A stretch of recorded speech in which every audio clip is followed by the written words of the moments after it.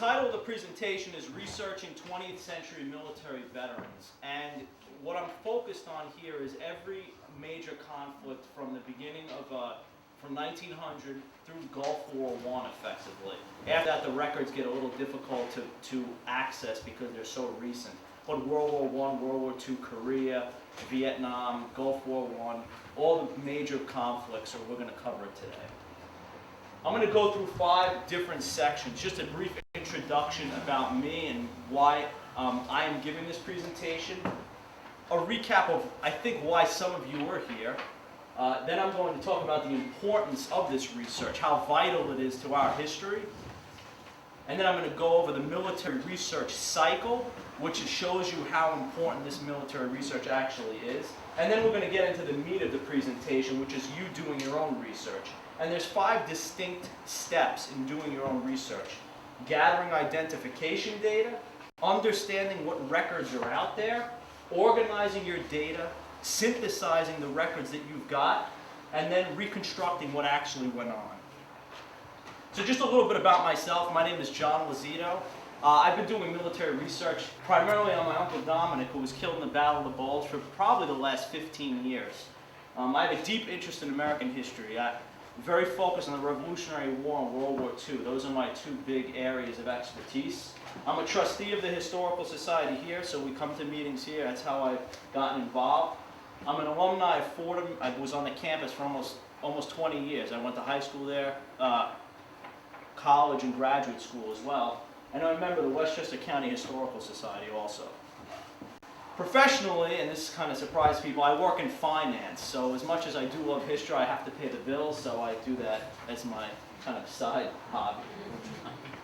So why am I interested in this, and why did I get started? Because I have connections to the greatest generation. I grew up with, and 2 of my uncles who were service members during the war, sitting right here, so I thank you both for coming. I grew up with this. My grandfather's brother was killed during the Battle of the Bulge, and it's a very tough story because he was never recovered, and no one ever knew what happened to him, where he was, where his body was, where he was killed. And I kind of grew up with this picture on the bureau on my grandfather's room, and it's still there. So when I became old enough to kind of recognize the sacrifice that these guys went through, I decided to try to figure out what happened to them and try to bring some closure to some people in my family. So what was my goal? It's kind of like the Army Rangers say, leave no one behind. So I'm trying to bring them home, and I'm still going through this now. Over the past 15 years, I've kind of compiled an unabridged history of his service, from when he entered the service to when he was killed, every step of the way. I've got it down to the exact location within about 50 yards of where he was killed. I had meetings with some of his friends who he served with. So I was with the guy I met the gentleman who was next to him when he got killed, when the artillery landed on their position. I have maps that I've gotten from the National Archives. I've got infield combat documents, literally with dirt on them from guys writing them in the field. And most importantly, and this is something I'm pretty proud of, I've actually had meetings with the Army. The Army has a division of people who go out and search for these remote battlefields for people who are missing, like my uncle. And they only take on certain cases where they have enough information to go on. They're stationed in Hawaii. They flew in last November to meet with me. They have come here, and they've actually sent a team to the area to do some preliminary research on the area where he was killed to see if he's actually somewhere still there or buried in a local field or something. So they're going through that now. They're actually coming back within the next couple of weeks or so. So why you're here? Internally, there's a lot of kind of feelings around wartime, especially during what's going on now. So, you may have somebody in your family that you'd like to research, or in the community. I know Bill Fraser has a neighbor that he wants to look into, somebody who served in the war in World War II. There's also this respect.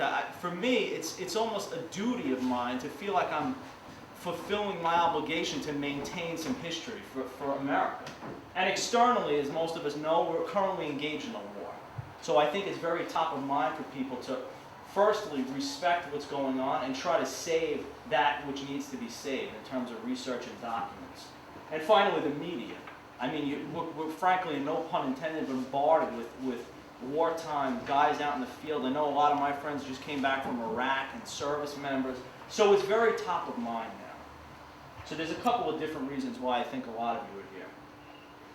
What we'll do today, this is the military research cycle. So today I'm going to try to teach you some of the basics of how to do military research and also show you how to start to gather these records and these documents. You're going to have to go gather the documents and maintain them, and then figure out what they all mean, and then do what I'm doing. Share it with other people, whether it be, people in your family, your community. The Library of Congress has a major program that's going on to try to maintain documents from men who've served in the military. So there's a lot of opportunity to kind of syndicate this type of data across the country, whether it be locally or nationally.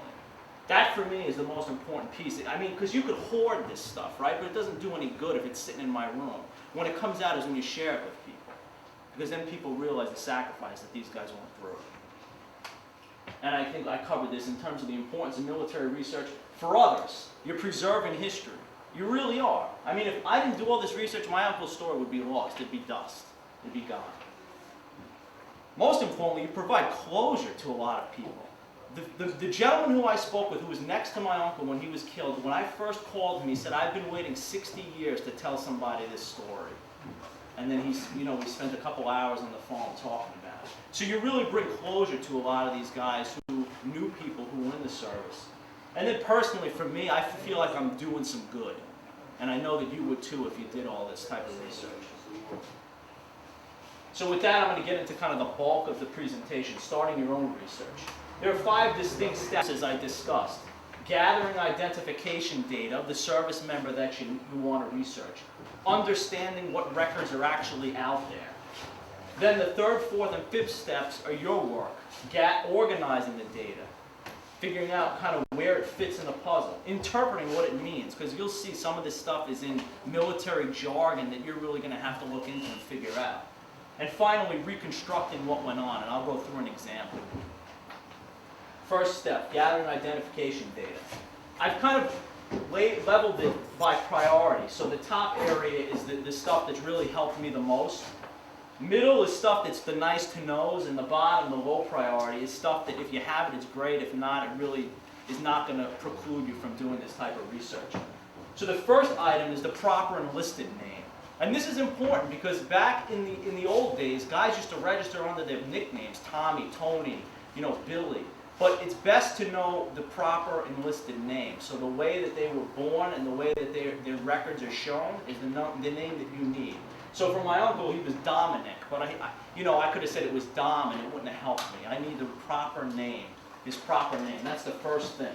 Second thing is the serial number. And I'm going to go into that specifically because it's changed over the years. But that's also like a social security number. It's very helpful when you're doing this type of research. And finally, the last thing in the high priority section is the branch of service. And many of you know it's the Army, Navy, Marine Corps. And there's some nuances, but for the most part, it's pretty self-explanatory. Middle priority, rank and unit. And I will go over these, but effectively, what group was the person you're researching with, and what level was he? Was he a private? Was he a general? Was he a colonel? Service dates, which is also very helpful. I mean, generally, if you say, hey, this gentleman served in World War I or World War II or Vietnam, that's helpful. It's more helpful to know the date of entry and the date whether he was killed or the date whether some major combat operation took place. And finally, the lowest priority is theater of operations. Where was he? Was he in, Europe? Was he in the Pacific? Was he in Belgium, Italy? And then, if it's applicable, ships of service or airplanes of service, because a lot of these guys were in the Air Force, could have been in the Navy on a ship that went down, so that's pretty helpful, although not necessary in a lot of cases. So high priority. Serial numbers. So again, you have the guy's name, right? Dominic Pasalipo. What's his serial number? What actually is it? Well, the serial number was issued during World War I and World War II and Korea, primarily for identification. And I have an example of it here, but the numbers in sequence of that serial number indicated where he was from, whether he was a commissioned officer, whether he was drafted. There's a whole grid system that if you look at the serial number, you can decipher what it means. It shows where they first enlisted. It shows what city they came from. So there's a lot of information in there that you can use. In the 1970s, the military decided enough with all this complexity, we're just going to use people's social security numbers, because frankly they had a lot of the information. It was almost duplicated by having another serial number, so they just converted to social security numbers. So if you're researching somebody after, say, 1970, so Vietnam to Gulf War I, you're doing a lot of social security number research, and that should suffice when you're asking for documents. Here's a dog tag from World War II, and here is the serial number, 3489871. And you know, the 3 stands for he was in the Northeast, and 48 stands for something. There's all specific grids that you can, I have some in my bag here if you're interested, that you can show what that actually means. But if you're lucky enough to have a dog tag or some type of official document, it generally has this code on it, and that's what you use as kind of a social security number, identification number. That's a key piece of information whenever you're doing research. So we've got the name, we've got the guy's name, we've got his serial number. What branch was he in? There's 5 branches: Army, Navy, Marine Corps, Air Force, and Coast Guard. The nuances, and this is something that I didn't have the last time I did this, but someone asked me the question. The Merchant Marines are part of the Navy during wartime operations. They kind of append to the Navy, from what I understand. Also, the Air Force was founded after World War II. So prior to World War II, they were part of the Army Air Corps. So that the Army has those documents. The Air Force broke off after that. So if somebody served in Korea, Vietnam, and you're looking for an Air Force member, there's different places where the records are housed. Something I find interesting is the Coast Guard was founded by the Treasury Department in 1790, and it was to protect maritime interest against piracy. So like you think about the Coast Guard in 1790, like driving around in these frigates, like fighting like Blackjack the pirate. I mean, that's, so it's kind of funny, the origins of some of the branches. So those are the 3 high priority pieces: name, serial number, and branch of service. Here's the middle priority stuff: rank. A rank effectively is a system of seniority. It's like when you go into a school and you have a teacher, assistant principal, principal, or when you go into a business and you have a manager, a senior manager, and a director. It's really the same thing. It goes back to the Roman legions. When the Roman legions used to send militaries out to fight, they had lines of guys who had different levels of seniority, and they call those ranks. And there are 3 ranking levels. There's NCOs, or non-commissioned officers, are kind of the base level of the military. You have warrant officers, who are specialized technically, and commissioned officers who are the leaders of the military. The way I like to think of it is, the non-commissioned officers, when you watch the news, are the guys kicking in the doors in Afghanistan, right? Those are the guys who are actually in the foxholes in combat. The warrant officers are the guys driving the planes, like those drones now. Those are like the very specialized technical guys. And the commissioned officers are the guys who sit in front of Congress and talk about, you know, hey, how the war is going. So that's like the very simplistic way of looking at it and differentiating what goes on. This is a kind of grid of all the different branches of the military and all the different levels of rank. And it's kind of an eye chart at this point, but what it's effectively saying is they're not all the same. Meaning you have non-commissioned officers, like in the Army it's a private, he's called a private. In the Navy it's a seaman's apprentice. In the Air Force it's an airman's basic. And if you ever want to look at this, you know, I could send you a copy or make a copy for you. But it's just to give you an information in terms of how it's different between the branches. So there's a lot of different ranks that are out there that this person could actually be in. So you have rank. Now you want to know where he was, what the unit was that he was in. Somebody asked me what unit my uncle was in. He was in the 9th Armored Division. And this is kind of the command and control structure of any military. That's how the military functions. It's got a command and control. There's a hierarchy set up. And it consists of soldiers, ships, vehicles, weapons. So when an infantryman went out into the field, they had guns, they had ammunition. All that stuff is part of the unit. It's all accounted for. So it's not just the guy, the person, the service member. It's everything that he's carrying with him. And there's 3 levels, and this is kind of very granular, but there's formations, which are the big levels of military units. There's major units, which have their own headquarters functions, and then there's minor units that are actually in combat. And here's the different types of units that are out there. This is primarily for the Army. But, for instance, you have a corps, and that's at the top of the hierarchy, and that consists of 40,000 troops, let's say. And it goes all the way down to a squad of 8 guys in the field.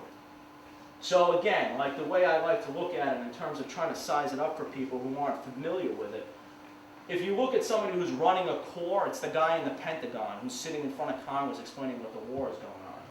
If you look in the middle in terms of a regiment or a battalion, those are the guys sitting in Kuwait on the phone calling an airstrike someplace. And if you look at a squad, those are the guys who you see on TV kicking the doors in. That's kind of how you convert it to what's going on today and what went on yesterday too. And low priority, theater of operations. This is a geographic term. It's effectively where was the person. Okay, so used in wartime only, really, during war or during war footing. And it defines an area. So for instance, in World War II, it had 2 to 3 theaters. There was a European theater, or ETO, Africa theater, which ATO, and Pacific theater, which was PTO. In the Revolutionary War, the British had a theater called the American Theater and the North American Theater. And that, so it went back even that far. And for research purposes, more specificity is helpful. It helped me to know that my uncle was somewhere near Germany, the Belgian border. It helped me kind of scale down the search for where he was. So all this data, we went through it pretty quickly, but where do you get it? Where do you find this stuff? Well, you have dog tags. If somebody's a veteran in your family, you have dog tags, telegrams, letters, pay stubs, any type of government documents. A lot of times, there's a lot of information on there that kind of goes unsearched because it's just on the top. It's like when you get a document that has your social security number on, you don't even realize it anymore. A lot of documents that are out there have a lot of this information. You can also go on the internet. There's a couple of websites that I gave to you in your handouts as well. WorldWar2Memorial.com is one. ABMC.gov is another. Those are the new World War II memorials and the American Battle Monuments Commission. And finally, the Department of Veterans Administration. They are very helpful, especially for those who are veterans or next of kin. And there's a number there, and it's also in your handout. So we went through a bunch of different stuff. We went through it pretty quickly. And there's different levels of identification that you need. But here's a real-world example of the stuff that you need to do this research. This is my uncle, Dominic Pasalipo. That's his real birth name, how he registered in the military. That's all the official documents. His serial number, 32610-144. Branch, United States Army. Rank, private, first class. Unit, 9th Armored Division, 27th Armored Infantry Battalion, C Company, 3rd Platoon. I got down to a very granular level. When you talk about the platoon level, it's like 20 guys. So it's pretty granular. I mean, I know pretty much where he was throughout the war. Service date, again, an important date, when he was killed in action, December 17, 1944, the Battle of the Bulge. And the theater of operations was the European theater, and I knew he was in Belgium, just from my research. So that's the gathering identification date, and this is all laid out in the handout, so if I went pretty quickly, I think it's laid out pretty clearly in there, what you need. It's broken out pretty nicely. So here are the records that are out there. Well, the United States government maintains records. I love this slide because it's got some cool pictures on it, but the government maintains records all the way back to the American Revolution. The top box, you're talking about a different type of military research that is not applicable to this seminar. The 20th century, as I said, from World War I through the Gulf War primarily, goes through the same channels in terms of requesting documents. So that's where we're focused today. How do you request the documents and what's out there? Well, most requests are made by the mail, unfortunately, but it's kind of figurative in terms of dealing with the United States government. Some records you have to use official forms that I will show you. Some records are requested by a letter, and I've given you examples of those in your handouts as well. Next of kin usually take precedence, so they move the next. If you're the son or the daughter or the brother or the sister or the service member, you're generally moved up to the top of the list. Because I'm a nephew, it's taken a little bit longer for me to get responses back. And be prepared to wait for a response. Response times are substantial. It goes 2 months to a year for some. I got documents back, but I forgot that I even asked for them. They were a year and a half later. I mean, they get 65,000 backlogged requests the government has across all the military branches. And they get something like 2,000 to 4,000 a day, just by genealogists and people who are trying to document what happened, veterans who are looking for information. So that's kind of something that holds people back, but I tell you not to, because it's so quick to write a letter and just send it and forget about it, and you'll get it back when it comes back. You know, that's how you have to approach it. 3 types of records, and this is applicable again to every war in the 20th century. Personnel records, which are specific to the individual, the unit record, which is specific to the unit, and then a killed in action record, if unfortunately the person that you're looking for was killed during combat. So the first type is individual personnel record. It's also called an OMPF, or Official Military Personnel File. The information is specific to the person that you're looking for, and it includes a bunch of different stuff. It's got medical records, dental records, commendations, if the person qualified on a new type of weapon. It's also supposedly, and in a lot of cases it's not, but it should have a DD-214, which is when somebody leaves the military, they should put it in the personnel file. There's a question around personnel files because, as my uncle was saying, because he was trying to look up some stuff, there was a major fire in 1973 in one of the archives in St. Louis, and they lost somewhere between 30 and 50% of all World War I and World War II documents. But that does not preclude you from sending in requests, because they have tried to reconstruct those documents. They've gotten information from other sources, so they are fully aware and they try to accommodate you. My uncle had information that was destroyed, but I still got stuff back from them that had information that I didn't know on it. For instance, what medals he got. They knew that, and they sent it to me. So how do you request this individual personnel file? Well, if you're next of kin, it's a little bit easier. And next of kin is very specific. Unremarried surviving spouse, that is a very clear distinction.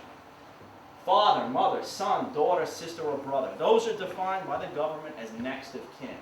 They can go online, you can go to this website, it's in your handout, fill out a form, and then fax the copy into the archives, and they will respond to you. You move up to the top of the queue, and you'll get a pretty good response time.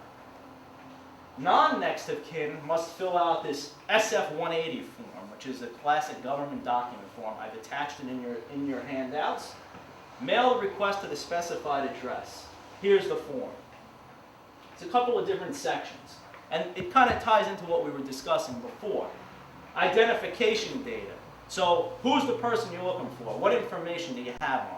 So Bill, for instance, like the guy that you know, your neighbor, you have his name. I think you know when he kind of went to the military. That type of information would go in this first section. Second section is the description of the request. You have to request specific files. So say you want to look for your DD-214 or your dental records or your medical records or the records of the person you're looking for. Break those out, specify them. Because you can't say, I want everything in the guy's file, because they'll put it to the bottom of the pile and get to it when they get to it, because that's a massive request. Finally, who are you? Are you the next of kin? You're probably not the next of kin if you're filling out this form, so how do you relate? Are you a historian, a genealogist? Are you a neighbor? That's what you have to put in that bottom section. This is actually nice for a government document. I was surprised that they actually had this in there. It's an address grid, which is kind of neat, because it says, hey, based on the different branches of the military, when the person served, here's where you sign it. Here's where you send the document. So if your person you're researching served in the Air Force in 1955, well, send it to address number 12, and it's down on the bottom. And that's where they house the documents, and that's where you send it. And here's an example. This is my uncle's dental records. What's interesting about this, and as I said, don't be, turned off by the fire and all this other stuff. This dental record was taken December 7, 1954 in a field hospital, 10 days before my uncle got killed. Why is that important? Because we didn't know where he was 10 days before. We knew he was in the hospital, but we really didn't have specifics. Well, this provides me a data point that they were taking dental records unfortunately it didn't help, because they, when he did get killed, they couldn't use them because they didn't find him. So it's a pretty important piece of information there. I'm not going to go over, this is World War I. If anybody wants to go specifically into World War I, there's this draft registration card that's out there, but I think most of the people here are World War II and later are interested in that. So that's the individual record. Unit records, or lessons learned. I love that, lessons learned. We learned some lessons, here's the records for it. Contains unit-specific information, so it can include, you know, morning reports. So every day, the guys in combat are filling out documents saying, you know, what changed, who got killed, who's missing, where was their action. After action reports, so after the battle, you know, what happened, where were the maneuvers, commendations, muster rolls, deck logs, anything that has to do with those units, the 9th Armored Division. This is where you look. There's a grid, and it's best to look in the handout, but again, you were asking me like, hey, if the Air Force, you know, if he served at such and such a day, where do you send the request? Well, this lays out, I think it's pretty comprehensive. I spent a couple of days compiling this thing. It tells you where all the documents are. So for the Army, the Air Force, the Marine Corps, the Navy. So that's where all this stuff is. And that's in your handouts as well. And let me cover this also. The way you request these documents may be different based on your branch. So for instance, like if you're in the Army, if you're looking for someone in the Army and you're looking for morning reports, you got to send a letter. But if you're in the Air Force in the 20th century, you should call the archives, because they may be able to do the research for you with just verbal, you know, verbal instruction. Marine Corps request in writing. So it's all in the handout, and it kind of lays out how you should do it. So remember, the individual files are on the internet or in the SF-180 form. The unit records are a bunch of different ways. Just look at the grid and follow how you're supposed to do it. Here's an example of a unit report. This is the unit morning report, and this is done in, usually, you know, the ones that you're interested in are probably the ones that are during combat, and these are exception reports, so they account for people. So again, as I said, who got demoted, who got promoted, who was killed, who's missing, hospitalization, training, anything of that nature is in these unit morning reports. And here's a live example. Here's my uncle's morning report. December 12, 1944. Again, getting close to December 17th when he was actually killed. Pasilipo Dominic 326-10144. There's his serial number. PFC, there's his rank, private first class. And then there's a bunch of military lingo in here. Front Ab, Sikh, LD, 2 Med, Battalion, Armored. What it effectively means is on December 12th, 5 days before he was killed, he returned to regular duty from light duty. He had trench foot and he was in a field hospital, assumingly where he had his teeth checked. So a couple of days before, he returned from the 107th evac hospital and went back to the front. And that's where he was killed. So that's one type of unit record, the morning report. Second type is an intelligence journal. This is actually pretty interesting. This is created daily, usually in combat, again, by intelligence officers. They're the guys who are writing everything down, right? Kind of the bookworms, usually. You know, writing stuff down and keeping information. They convey up the echelons of command what was going on. Where is the enemy? What are they doing? It could include, you know, records of events, enemy contact, artillery incoming or outgoing, enemy locations, even maps and things of that nature. Look at this. This is from the field. This is from December 17, 1944, 27th Armored Infantry Battalion. This is what was going on that day. So it's pretty interesting when you read it. And when I went down to the archives and pulled this stuff out, it literally has like dirt on it. It's unbelievable. They have this stuff in the archives. So it's got, you know, what was going on. Most interesting to me, sniper in the church steeple. And here's the time, and there's a coordinate over here as well, 898826. And I'll show you what that means in a little bit. But so this is a unit record that shows you a specific day. A day in the life of a combat armored infantryman, what was going on. And here's a map. This is actually from a different day, but it shows you the positions of where these guys were in the field. And the amazing thing is, it works kind of like a Ouija board, because if you look down in the corner here, there is a grid map. And when you go down to the archives in Maryland, and you get the maps there from the day, and I have them at home, from 1939, if you're looking at World War II or earlier, there are numbers that correspond with this grid. So you effectively slide this overlay, which is in like wax paper, over the top of a graphical map, and it fits right in.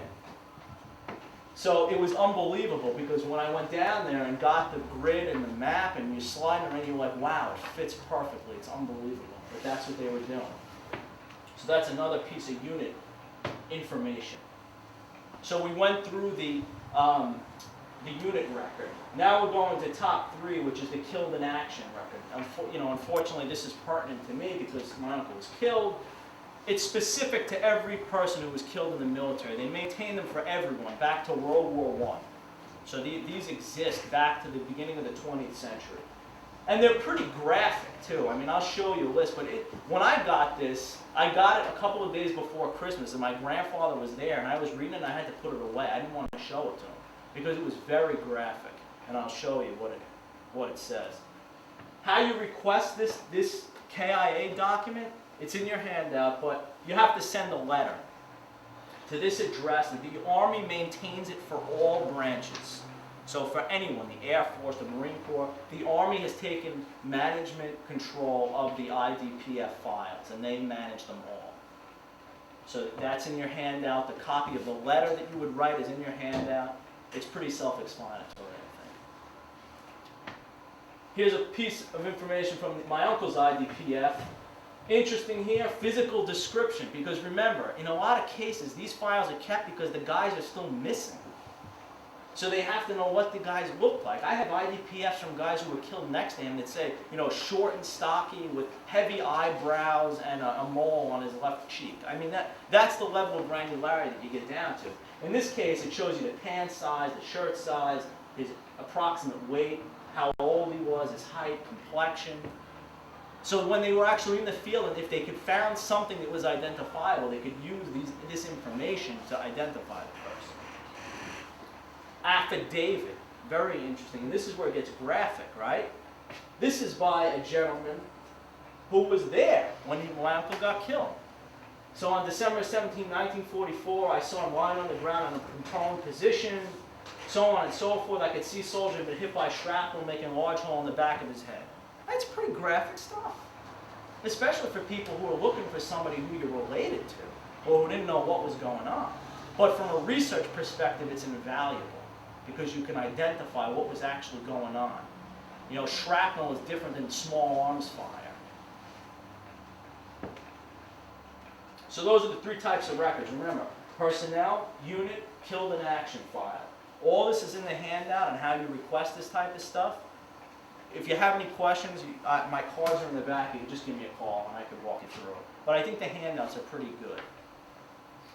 So we went through the identification data, right? Like who's the person you're looking for. Secondly, we went through what records are actually out there. Now you got all the records, you got everything. How do you organize it, right? Because you could just have I have a big bag filled with stuff, just reams of paper. What does it all mean? How do you keep it together? 3 distinct data sets. This is just how I'm kind of a pragmatic guy, so I like to organize stuff before I look at it. So firstly, strategically, what was going on? What in the war was happening in that section that brought this armored division to that area? And for that, you use books. I mean, while you're waiting for all these documents to come back, pick up a book on World War II or Vietnam, figure out what was going on. I spent literally years before I started actually looking at the documents, trying to figure out from books and the internet what was going on. Second group, unit maneuvers and tactical relevance. What was his unit in Belgium, in the European theater, actually doing? What was their purpose there? Why did they have an armored division there? Right? He was in the army. They had tanks. They had half-tracks, which are armored vehicles. Why were they there? What were they doing? And finally, what was my uncle doing? Right? He was a machine gunner. Right? So how would he fit into the great puzzle of one of the biggest wars in history? So try to think of your records and your research in that fashion. Be pragmatic about it, because if you're not, you could just easily be overwhelmed by it. There's so much stuff out there. There's so many books out there. internet sites, it'll blow your mind. You have to be very clear on what you're looking for and how you're going to look at it. That's just the way I do it. Other people do it kind of in a haphazard way and they get just as good results. That's fine. But for me, this worked. It worked pretty well. So that's organizing your data. Then interpreting your data. So now you got it organized. You got these 3 data classes: strategy, what was going on; unit, why was the unit there, and what was this person doing. So now you got it all kind of set up. What does it mean? You got to be Sherlock Holmes. A lot of this stuff, you're making inferences. You're reading reams of paper and saying, wait a second, I remember seeing that in the after-action report. Let me go back there and find out how it connects. It's amazing. It really is detective work. And you have to understand the timeline, because that's very important too. A lot of times people, the timeline, because it's usually a combat situation, a lot of times the timing isn't exact and you have to make inferences, which is okay if you have data to back it up. And finally, for me, the most important thing of this whole presentation, frankly, is recognizing when you're reading this stuff that people are actually going through it. It's easy to look at stuff in a book and say, oh yeah, okay, the tank went here, they blew up a half track. There are guys in there. There are people in the half track. I mean, from what you read, you get an appreciation for what these people went through in combat. It's really, I can't fathom it for as much as I've read. So how do you do it? Well, this is how you do it. As I said, strategically, unit and individual actions. The why were they there? Where were they? What were they doing there? Why were they there?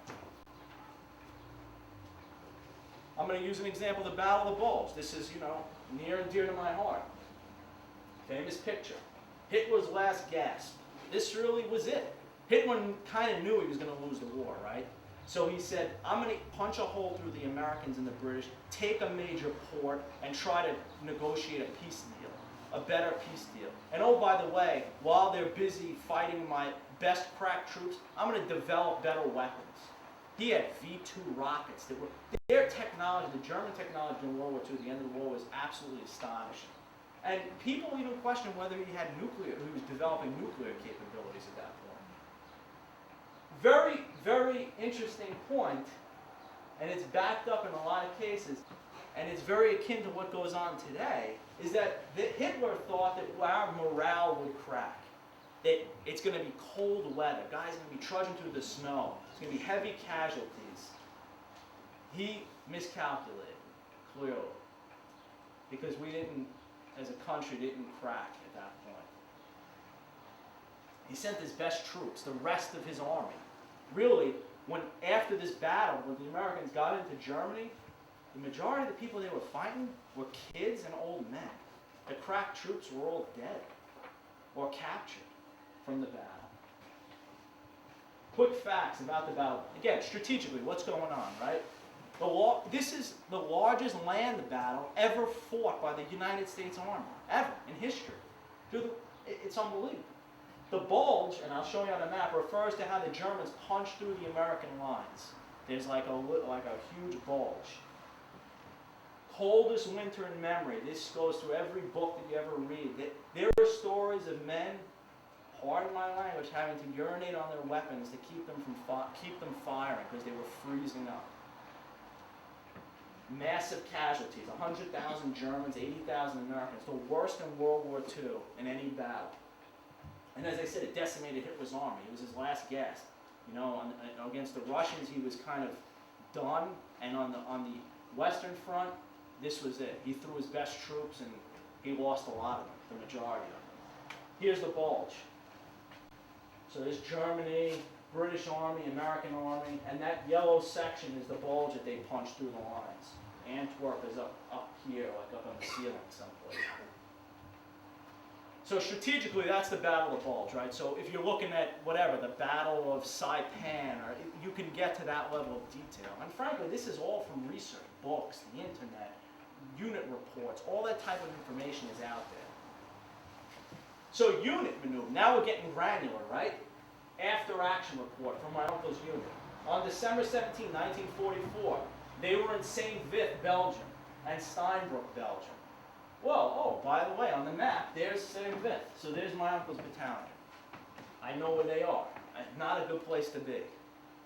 Right? Probably the worst place to be at that time. And I went down and got the map. This is the topographical map. There's Steinbrook. Saint-Vith is, again, kind of up on the ceiling. This is from 1937. So now I'm really getting down into the granular unit and where, you know, this is like down to a couple of hundred meters of where these guys are. And anytime you look at a map, and this is just topographical stuff, and anybody in the military would tell you that this is important, look for the big landmarks. So I looked at this and said, oh, there's a railroad, there's a river, there's a big hill, there's a bridge, and this S-curved road. The road was really weird. Came in handy later. All this little type of, again, detective work, looking at information, just kind of gleaning information. Remember that intelligence journal I showed you? Well, now it actually means something. Because now all these coordinates foot to this map. So I know artillery was coming in there, and Nazis over on the hill. Hill 491 is where the Germans were. Right? So I could put all this together now and say, hey, I got a pretty good clip of what's going on. Again, looking at unit reports. Now I know that they were on the Americans were going on an offensive, and El Sharath was the objective. There's El Sharath. I got another piece of information. I put that on top of everything else I know, and I'm getting a pretty comprehensive look at what's going on. Right? Now I know B Company, which is another, my uncle was in C Company. B Company found it necessary to dig in a hill, and the enemy infantry was dug in along the woods. So now I know there's two more data points. I know where B Company is, and I know where another Nazi company is. So now I got more information. So I'm looking in 100 meters, and I know where people are, artillery's landing. I got a really good look at what's going on that day, within a couple of hours and a couple of 100 meters.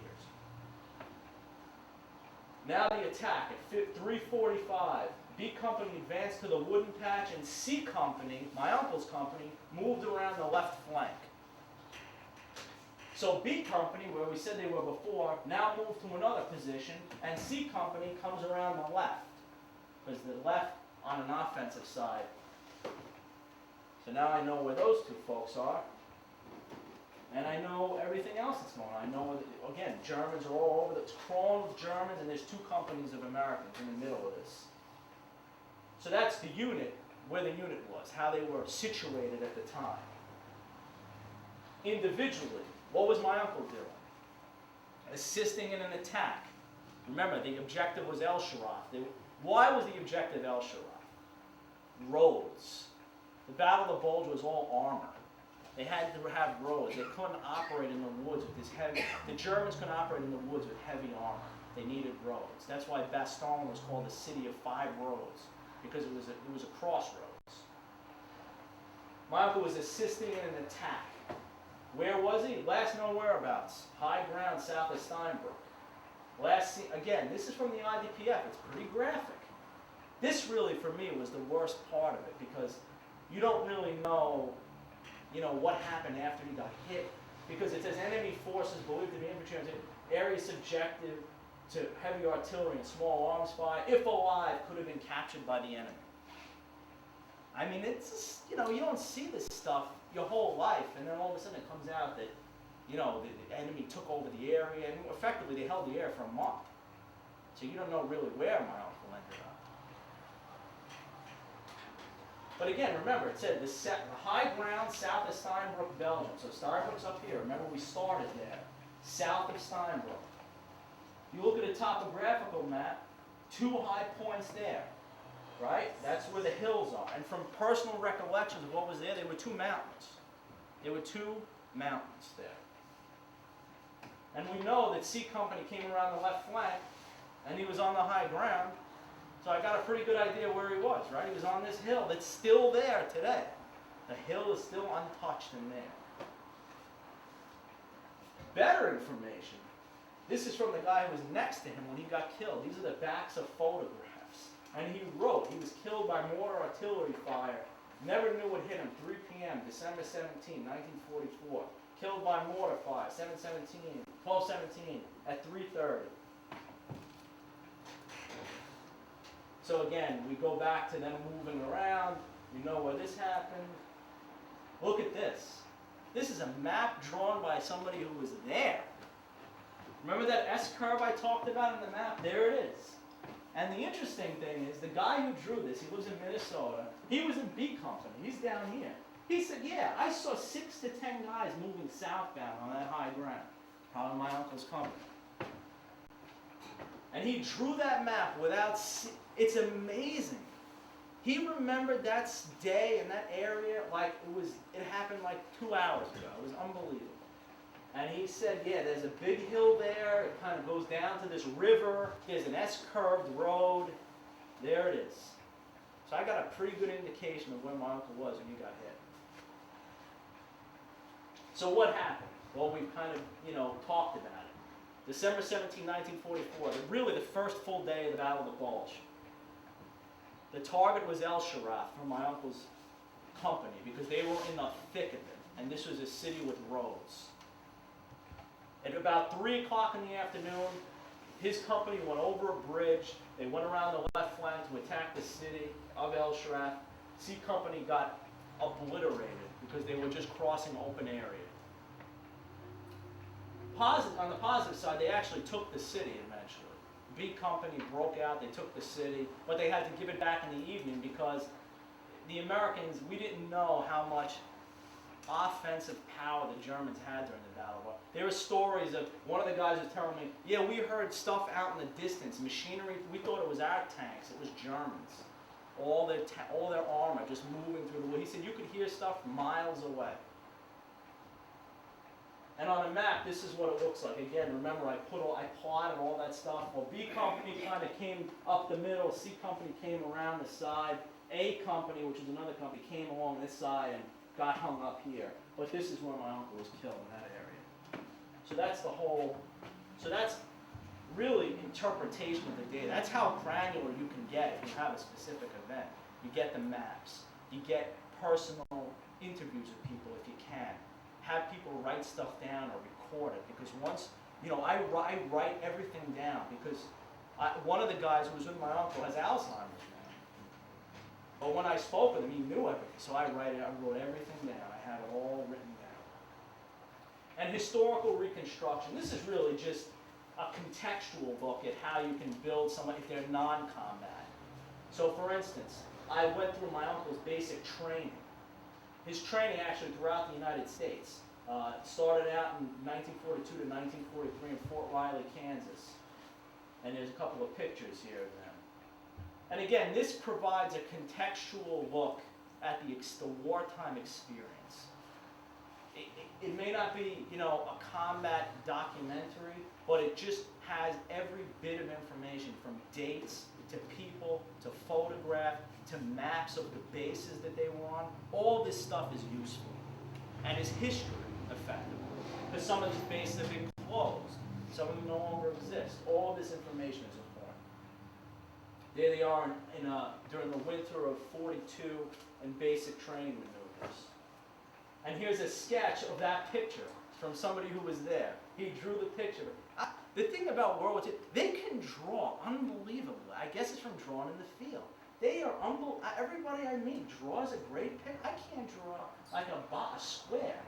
He said, yeah, draw your picture. And he draws the whole thing. He puts the people's names on it, tells them this guy couldn't go. And they did great stuff. They moved out. Now again, remember at this time, the African theater of operations was still blazing. There was a war going on in Africa. So they needed armor in the desert. Well, my uncle's company was going to armor, so they went to the desert to train in California. So here they are in tents in the desert. Here's one of his friends sitting under it. That's a half track, by the way. That's a big differential of an armored division. Is guys were moved around on half tracks, and it's like an armored truck. This is a great picture. They're machine gun training in the desert. So here's my uncle. Here's this guy Frank who was next to him when he got killed. And you even look at the weaponry that they're using, and you can tell like what stage of the war they were at. Different types of guns. You had different types of cooling mechanisms. Then they went down to Camp Polk in Louisiana on maneuvers. This was general maneuvers. This is an interesting picture, by the way. And again, all this little bits of information. Michael was wearing, I still haven't figured out why. He's wearing camouflage. You don't really see a lot of Army infantry or armored infantry in camouflage pictures anywhere in World War II. I mean, I have books in my bag of military uniforms from World War II. Very rarely we're wearing camouflage.